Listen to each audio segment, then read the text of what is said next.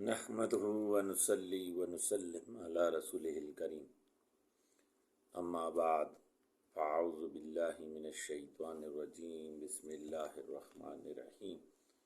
قال اللہ تعالی فی القرآن المجید والفرقان الحمید، اہدنا الصراط المستقیم صراط الذین انعمت علیہم، صدق اللہ العلی العظیم۔ میں پروفیسر ڈاکٹر مفتی فؤاد حیدر آپ کے سامنے مقصود دنیا والآخرہ کے درس نمبر 14 کے ساتھ حاضر ہوں۔ ہمارا جو پچھلا موضوع تھا وہ تھا کلمہ لا الہ الا اللہ کی فضیلت۔ اسی کو ہم آگے بڑھاتے ہوئے لے کر چلتے ہیں اور اسی کی مزید وضاحت کرتے ہیں۔ یہ مقصود دنیا والآخرہ کتاب ہمارے شیخ مکرم پروفیسر ڈاکٹر حضرت مولانا خواجہ محمد مقصود الہی نقشبندی مجددی علیہ رحمہ کی ایک لکھی ہوئی بے مثال کتاب ہے،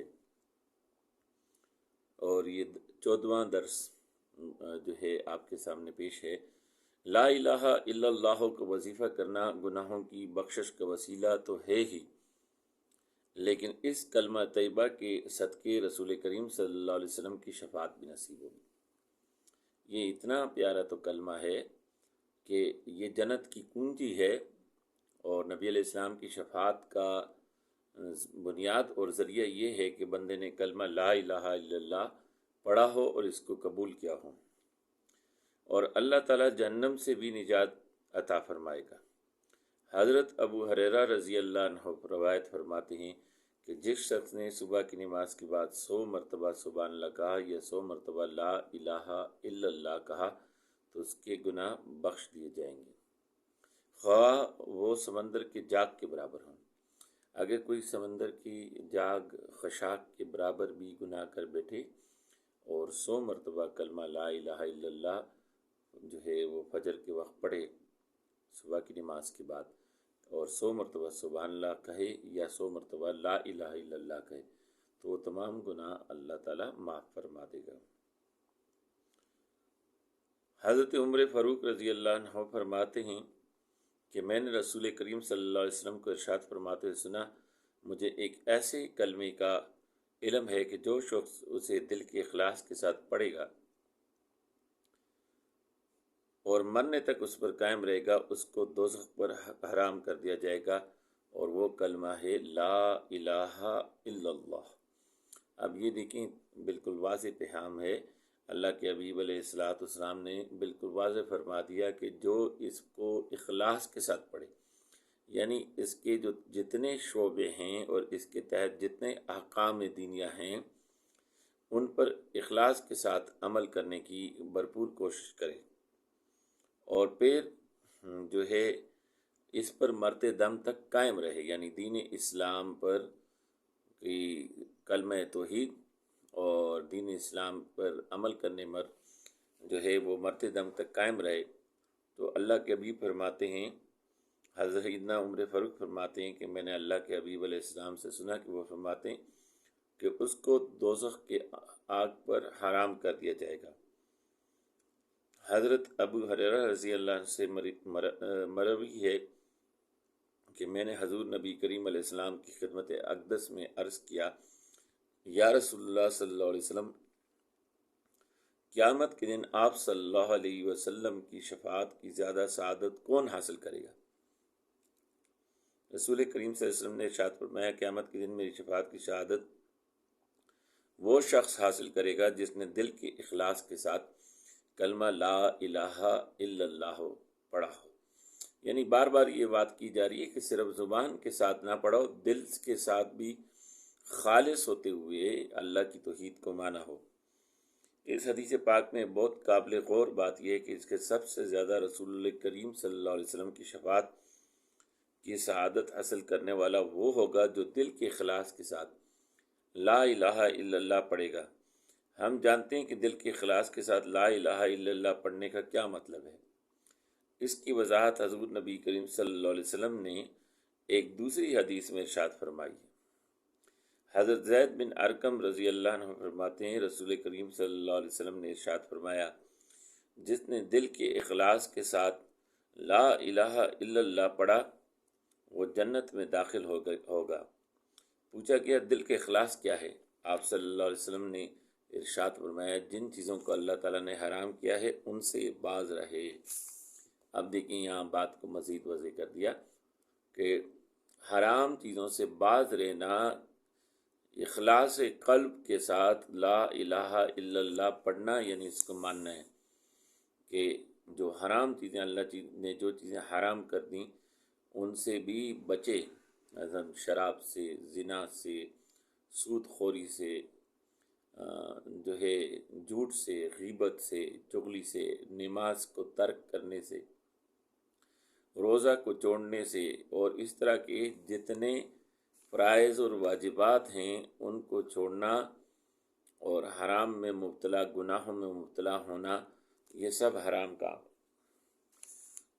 تو تمام دین اس کے تحت آ گیا۔ جو اخلاص دل سے اس پر عمل کرنے کی کوشش کرے گا اللہ تعالیٰ اس پر جہنم کی آگ کو حرام فرما دے گا، اس کو جنت میں داخل فرمائے گا۔ جب بندہ لا الہ الا اللہ پڑھتا ہے تو جن کاموں کو اللہ تعالیٰ نے حلال فرمایا انہیں کرنے کا، اور جن چیزوں کو اللہ تعالیٰ نے حرام کیا ان سے باز رہنے کا عہد کرتا ہے۔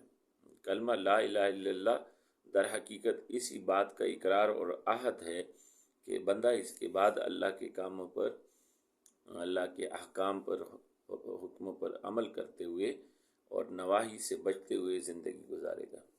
حضرت انس بن مالک رضی اللہ عنہ بیان فرماتے ہیں کہ رسول کریم صلی اللہ علیہ وسلم اور حضرت معاذ بن جبل رضی اللہ عنہ ایک پلان پر آگے اور پیچھے سوار تھے، یعنی اونٹ پر پلان رکھا ہوا تھا، اس پر آگے اور پیچھے سوار تھے۔ آقا کریم علیہ السلام آگے اور معاذ بن جبل پیچھے سوار تھے۔ آپ صلی اللہ علیہ وسلم نے ارشاد فرمایا اے معاذ، معاذ کہتے ہیں میں نے عرض کی لبیک یا رسول اللہ صلی اللہ علیہ وسلم، میں حاضر ہوں۔ آپ صلی اللہ علیہ وسلم نے اس طرح 3 بار فرمایا۔ پھر آپ صلی اللہ علیہ وسلم نے ارشاد فرمایا جو شخص بھی دل کے اخلاص کے ساتھ لا الہ الا اللہ محمد الرسول اللہ کی گواہی دے گا اللہ تعالیٰ اس کو دوزخ پر حرام کر دے گا۔ میں نے عرض کی یا رسول اللہ صلی اللہ علیہ وسلم کیا میں لوگوں کو اس کی خبر نہ دے دوں تاکہ وہ خوش ہو جائیں؟ آپ صلی اللہ علیہ وسلم نے ارشاد فرمایا پھر وہ اسی پر اعتماد کر لیں گے۔ یعنی یہ خوشخبری ہے اور تمام مسلمانوں کے لیے ہے، لیکن جو ہے اگر اللہ کے رسول صلی اللہ علیہ وسلم نے فرمایا عوام کو یہ بات پتہ لگ گئی، عام لوگوں تک پہنچی تو وہ اس پر اعتماد کر کے عمل کو چھوڑ دیں گے۔ حالانکہ کلمہ اخلاص سے پڑھنے کا تعلق عمل کے ساتھ بھی ہے، لیکن ان کو سمجھ نہیں آئے گی تو چھوڑ دیں گے۔ یعنی وہ اللہ تعالیٰ کے احکامات پر عمل کرنا چھوڑ دیں گے جو عین اللہ تعالیٰ اور اس کے پیارے رسول صلی اللہ علیہ وسلم کی منشا کے خلاف ہے۔ اللہ رسول کو یہ بات پسند نہیں کہ لوگ دین پر عمل کرنا چھوڑ دیں۔ حضرت عبداللہ ابن عمر بیان فرماتے ہیں کہ رسول اللہ صلی اللہ علیہ وسلم نے ارشاد فرمایا لا الہ الا اللہ والوں پر نہ قبر میں وحشت ہے نہ میدان حشر میں، ان پہ قبر اور حشر کا عذاب بھی نہ ہوگا۔ اس وقت گویا وہ وقت میرے سامنے کہ جب وہ اپنے سروں سے مٹی جاڑتے ہیں، قبروں سے اٹھیں گے، جاڑتے ہوئے قبروں سے اٹھیں گے اور کہیں گے کہ تمام تعریفیں اس اللہ تعالیٰ کے لیے ہیں جس نے ہمیں سے ہمیشہ کے لیے رنج و غم کو دور کر دے گا۔ اور اس طرح ایک روایت میں ہے کہ لا الہ الا اللہ والوں کو نہ موت ہوگی کے وقت وحشت ہوگی اور نہ قبر میں، نہ موت کے وقت وحشت ہوگی نہ قبر میں، اللہ ان سے وحشت کو دور کر دے گا۔ حضرت امام حسن بصری رحمۃ اللہ علیہ کی خدمت میں ایک نصرانی شخص حاضری دیا کرتا تھا۔ ایک نصرانی عیسائی آپ کے پاس آتا تھا۔ ایک مرتبہ وہ مسلسل 3 دن تک غیر حاضر رہا۔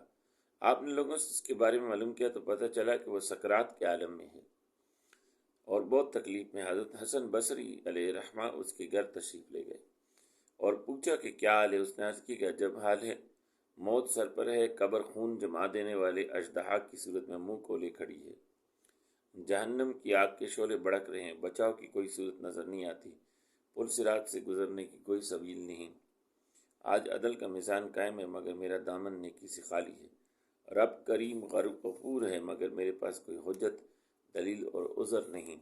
نگاہوں کے سامنے جنت نظر آ رہی، مگر اس کو کھولنے کی چابی میرے پاس نہیں ہے۔ حضرت حسن بصری علیہ رحمٰن نے قصے غم کو سن کر فرمایا، مت گھبراؤ، تمہارے پاس جنت کی کنجی آنے والی ہے۔ یہ فرما کر آپ واپس آنے لگے تو نصرانی پکار اٹھا کہ حضرت، جنت کی کنجی میرے پاس آ گئی ہے۔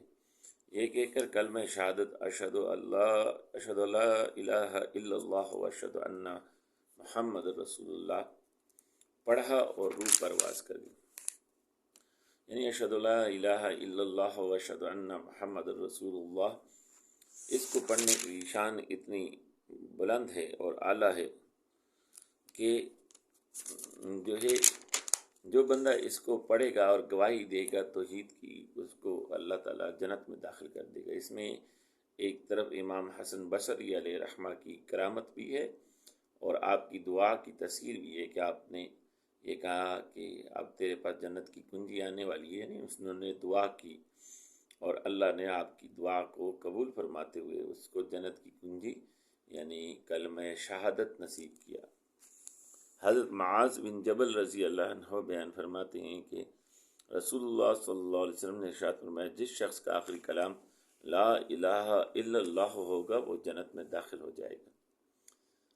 جانیے کہ اگر ایک نصرانی شخص کو اہل اللہ کی صحبت ایمان کی دولت اور بخشوانے کا وسیلہ بن سکتی ہے، تو صاحب ایمان کو اہل اللہ کی صحبت کس مقام پر لے جا سکتی ہے؟ نبی کریم صلی اللہ علیہ وسلم کا ارشاد گرامی ہے کہ اللہ کے ولی کی نشانی یہ ہے کہ جب ان کے چہرے کو دیکھو تو اللہ تعالیٰ یاد آ جاتا ہے۔ نبی کریم علیہ السلام سے پوچھا گیا کہ یا رسول اللہ صلی اللہ علیہ وسلم، ہمیں بتلائیے کہ من ولی اللہ، ولی اللہ کون ہے، کون خدا کا ولی ہوتا ہے؟ اللہ کے حبیب نے فرمایا اذا رو ذکر اللہ۔ ایک اور جگہ فرمایا خیرکم اذا رو ذکر اللہ، تم میں سے بہترین لوگ وہ ہیں جب ان کو سنو تو تمہیں جو ہے وہ اللہ، جو ان کو دیکھو تو اللہ یاد آ جائے۔ نبی کریم صلی اللہ علیہ وسلم کا ارشاد گرامی ہے کہ اللہ کے ولی کی نشانی کہ جب ان کے چہرے کو دیکھو تو اللہ تعالیٰ یاد آ جائے۔ جب اس نصرانی کو حضرت حسن بصری کی زیارت نصیب ہوئی تو اللہ تعالیٰ یاد آ گیا۔ وہ پکار اٹھا کہ حضرت، جنت کی کنجی یعنی کلمہ شہادت میرے پاس آ گئی۔ اللہ رب کریم ہمیں اللہ تعالیٰ کی محبت اور اللہ والوں کی محبت اور صحبت عطا فرمائے اور صحبت کی قدر کرنے کی بھی توفیق عطا فرمائے۔